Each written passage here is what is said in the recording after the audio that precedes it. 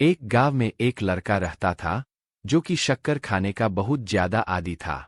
इस शक्कर खाने की आदत की वजह से उसकी माँ हमेशा परेशान रहती, उसको मना भी करती है, लेकिन वो नहीं मानता था। उसी गांव में एक बुजुर्ग रहते थे जिनकी बात वह बच्चा खूब मानता था और उनकी बहुत इज्जत करता था।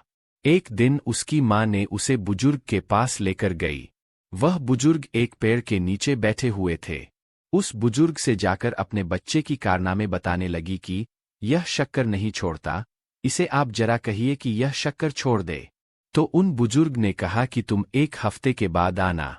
उस बच्चे की माँ को थोड़ा अजीब तो लगा, लेकिन वह वहां से चली गई। 1 हफ्ता गुजर गया और फिर उस माँ ने अपने बच्चे को उन बुजुर्ग के पास लेकर आई। वह बुजुर्ग पेड़ के नीचे बैठे हुए थे और जैसे ही उस बच्चे को उन्होंने देखा, सिर्फ इतना ही कहा कि बेटा अब से तुम शक्कर खाना छोड़ दो। वो बच्चा उनकी बात को मान लेता है, लेकिन उसकी माँ हैरान थी कि यह बात तो बुजुर्ग उस दिन भी तो कह सकते थे, मैं 1 हफ्ते पहले जब आई थी। उस बच्चे की माँ ने बुजुर्ग से पूछ लिया कि आप तो उस दिन भी कह सकते थे, यह बात आज ही क्यों कहा और इतना लंबा समय क्यों लिया? वो बुजुर्ग क्या कहते हैं, जरा ध्यान से सुनिएगा। तो उन बुजुर्ग ने कहा कि बेटी, मैं उस दिन खुद शक्कर खाता था, इसलिए मैंने उसको कुछ भी नहीं कहा। जब 1 हफ्ते के बाद मैंने शक्कर खाना छोड़ दिया, तब मैंने इसको शक्कर खाने से मना किया है।